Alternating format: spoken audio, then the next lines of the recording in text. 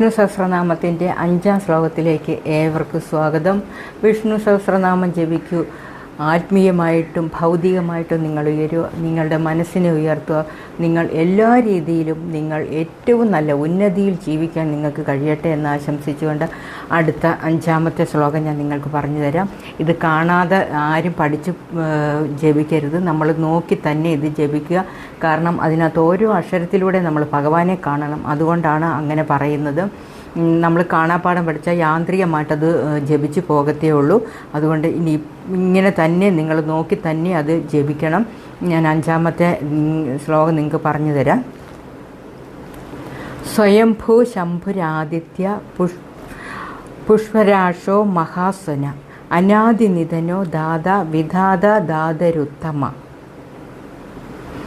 സ്വയംഭൂ ശംഭുരാദിത്യ പുഷ്കരാശോ മഹാസ്വന അനാദിനിധനോ ദാത വിധാത ദാതരുത്തമ.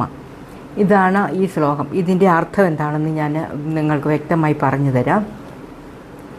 മറ്റുള്ളവരുടെ സഹായമില്ലാതെ സ്വയം ആവിർഭവിച്ചവനും സുഖത്തെ അഥവാ മംഗളത്തെ നൽകുന്നവനും അതിഥിയുടെ പുത്രനായ സൂര്യനായവനും.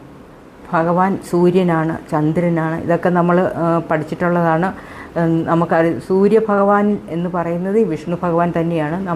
അതാണ് രാവിലെ ഈ സൂര്യഭഗവാനെ നോക്കി പ്രാർത്ഥിക്കണമെന്ന് പറയുന്നത്. നമുക്ക് കണ്ട ദൈവം, നമുക്ക് കാണാൻ പറ്റുന്ന സൂര്യഭഗവാനാണ്.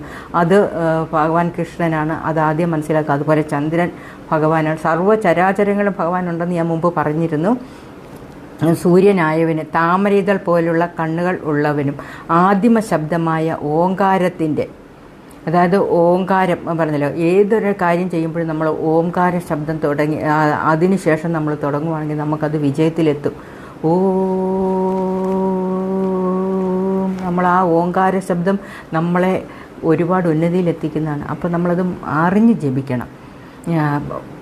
ഓംകാര ശബ്ദത്തിൻ്റെ ആവിർഭാവത്തിന് കാരണമായവനും ജനന മരണങ്ങളില്ലാത്തവനും. ഭഗവാന് ജനനവും ഇല്ല, മരണവും ഇല്ല.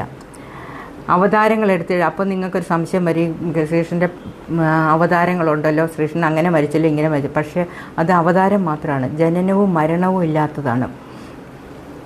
ഈ വിശ്വത്തെ ധരിക്കുന്ന, അതായത് ഈ ലോകത്തെ മുഴുവൻ ധരിച്ചിരിക്കുന്നവൻ, സർവ കർമ്മങ്ങളുടെയും കർമ്മഫലങ്ങളുടെയും വിധികർത്താവായും നമ്മൾ ചെയ്യുന്ന പ്രവൃത്തിയുടെയും നമ്മൾ ചെയ്യുന്നതിൻ്റെ ഫലം തരുന്നതും ഭഗവാനാണ്.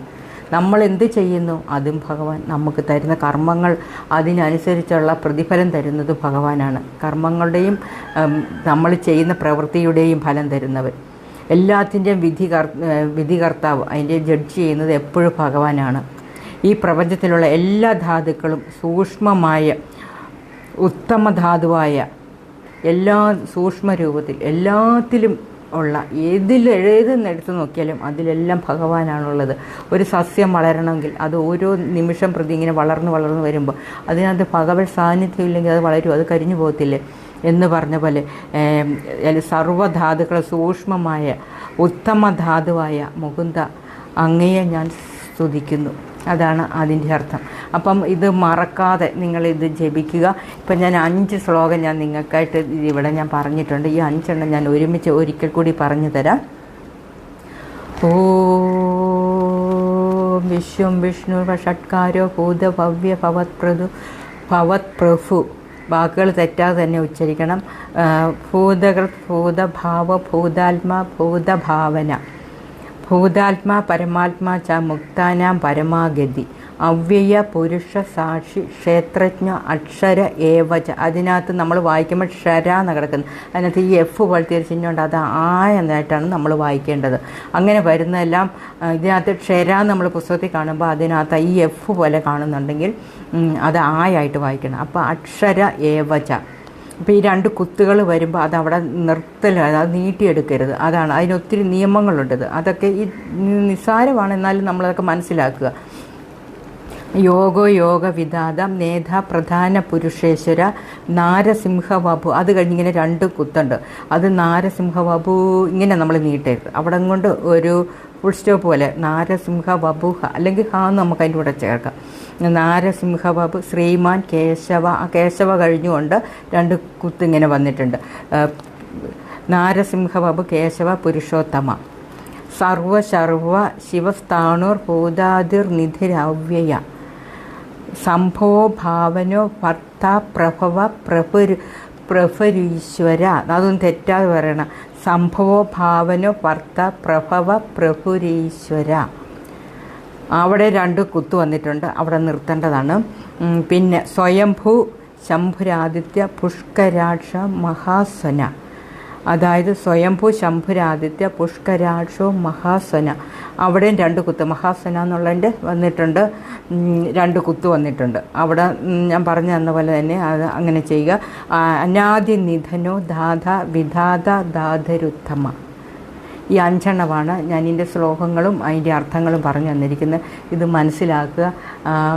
ഈ അടുത്തത് വീണ്ടും ഓരോന്നായിട്ട് ഞാൻ പറഞ്ഞു തരാം. ഇനി 10 എണ്ണം ആകുമ്പോൾ ഫുള്ളായിട്ട് ഇത് പറഞ്ഞു തരാം. അതുകൊണ്ട് നിങ്ങളിത് ഇത്രയും വരെ നിങ്ങൾ പഠിച്ചെടുക്കുക. എന്നിട്ട് നിങ്ങൾ നിരന്തരം ഇത് ജപിക്കുക, മുടങ്ങാതെ. നിങ്ങൾക്ക് എപ്പോഴാണോ പറ്റുന്ന ആ സമയത്ത് നിങ്ങൾ ജപിക്കുക. നിങ്ങൾ നല്ല ഉന്നതിയിലെത്തുക, നിങ്ങളുടെ മൈൻഡിനെ ഉയർത്തുക, സമൂഹത്തിൽ നല്ലൊരു വ്യക്തിയായിട്ട് ജീവിക്കാനും നമുക്ക് സാമ്പത്തികമായിട്ട് സാമൂഹികമായിട്ട് ഉയരാനും ഈ നാമജപം കൊണ്ട് പറ്റുമെന്നുള്ള 100% ഞാൻ 100% നിങ്ങൾക്ക് ഉറപ്പ് തന്നുകൊണ്ട് അടുത്ത ശ്ലോകത്തിലേക്ക് നമുക്ക് കിടക്കാം. എൻ്റെ പീസ്ഫുൾ ലൈഫ് എന്ന ചാനൽ നിങ്ങൾ സബ്സ്ക്രൈബ് ചെയ്യുക, അതിലേക്ക് നിങ്ങൾ ഫോളോ ചെയ്യുക. ഇത് മുഴുവൻ സഹസ്രനാമവും പഠിക്കാൻ പറ്റുന്നതാണ്. ഓക്കെ, അടുത്ത വീഡിയോയുമായിട്ട് കാണും വരെ ബൈ.